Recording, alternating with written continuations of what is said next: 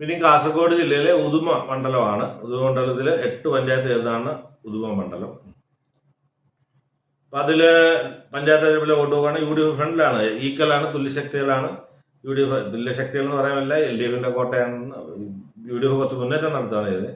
ഇപ്പൊ 67,000 വോട്ട്, 67,800 വോട്ടുകളും പിടിച്ചിട്ടുണ്ട്, 39.2%. LDF 67,471 vote, 39%.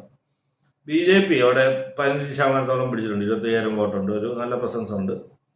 Others മറ്റുള്ളവരെല്ലാം കൂടെ, സ്വതന്ത്രരെല്ലാം കൂടെ 12,000 വോട്ട് വെളിയിലുണ്ട്, 7%. ഇപ്പൊ മെമ്പർമാർ നോക്കി UDFന് 73 മെമ്പർമാരുള്ളപ്പോൾ LDFന് 70, അതും ടൈറ്റ്, 3 മെമ്പർ വ്യത്യാസമുണ്ട്. BJPക്ക് 13 പേരുണ്ട്, സ്വതന്ത്രമായിട്ട് 5 പേരുമുണ്ട്. അപ്പൊ നമുക്ക് സ്ഥാനാർത്ഥികളെയും ഹിസ്റ്ററികളൊന്നും നോക്കാം. ഉദുമ CPMന്റെ ഒരു കോട്ടയാണ്. 2011 CPM ജയിച്ചു, LDF ജയിച്ചു.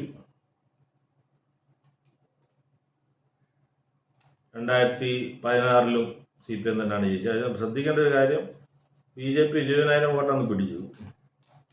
2021 വരുമ്പം CPM തന്നെ അദ്ദേഹം വീണ്ടും ജയിച്ചു, മാർജിനും കൂട്ടി. BJPക്ക് സിറ്റിംഗ് 20,000 വോട്ട് തന്നെ ഉള്ളൂ.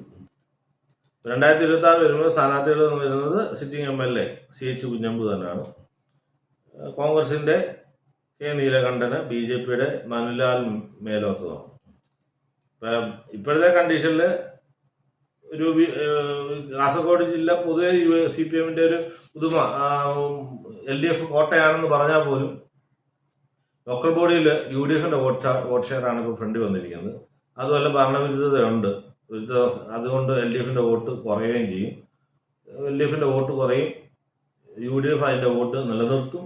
BJP കുറച്ച് 27,000 വോട്ട് അഡീഷണൽ വരുമായിരിക്കാം, 5,000 വോട്ട് അഡീഷണൽ വരുമായിരിക്കാം. എഫക്റ്റീവ്ലി UDF ഉദുമ വിജയിക്കുമെന്നാണ് എൻ്റെ ഒരു അനാലിസിസ്.